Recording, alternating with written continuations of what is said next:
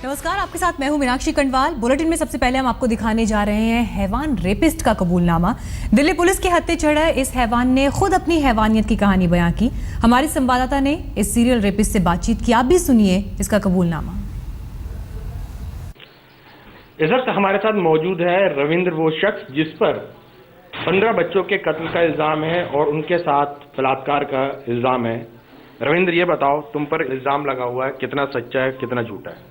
Sir, ये मैंने 2008 से सबसे पहले 2008 में करा था। उसके बाद 2-4 महीने के बाद फिर मैं दारू पी के करता था उन लोगों के साथ, मार के उन लोगों को। कैसे करते थे? किन बच्चों को पकड़ते थे तुम? जी, जो छोटे बच्चे होते थे वो। कैसे, क्या तुम्हारे दिमाग में क्या रहता था उस वक्त? उस वक्त दिमाग में पता नहीं क्या आ जाता था एकदम, और मैं उनके साथ गलत काम कर रहा था। तुम्हें बच्चों में क्या नजर आता था? सर, इसका तो मुझको पता नहीं था। कुछ तो तुम सोचते होंगे ना, बच्चों की तरफ जब तुम देखते हो तुम्हें क्या नजर आता था और किस तरीके से बच्चों को बहलाते फुसलाते थे? उनको पैसे देता था मैं, उनको फिर लेके चला जाता था। कितने बच्चों को किया है? सर, कम से कम 10-12 बच्चे के साथ। कम से कम 10-12 बच्चे, और उनको मार भी देते थे? हाँ जी। कैसे मारते थे? जी, गला घोट के उसका। गला घोट के?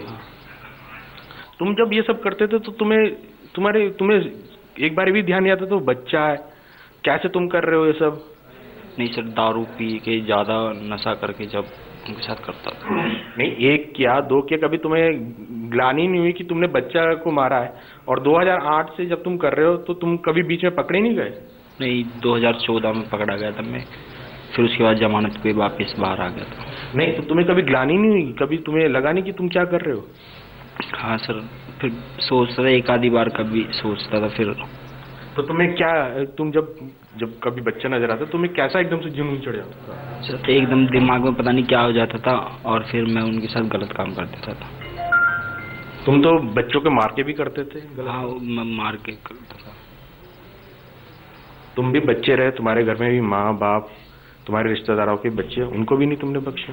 नहीं, उनके साथ नहीं करता। उनके साथ नहीं। तुमको कभी महसूस नहीं हो कि तुम क्या कर रहे थे? नहीं सर। नहीं। मुझे आखिरी में ये बताओ, अब तक तुमने कितने बच्चों को किस किस तरीके से किया? सर, ये 10-12 बच्चों के साथ किया मैंने।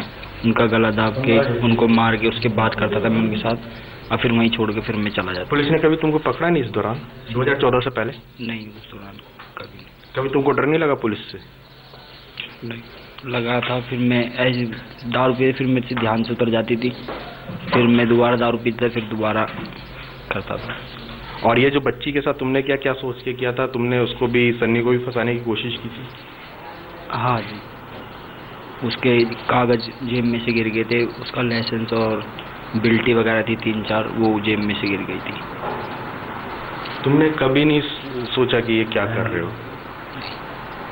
ये थे हमारे साथ रविंद्र, जिसने साफ तौर पर बताया उसे कभी इस बात का एहसास नहीं हुआ कि वो क्या कर रहा था, और उसने किया, और नतीजा सबके सामने है। कैमरामैन रितेश के साथ नितिन जैन, दिल्ली आज तक।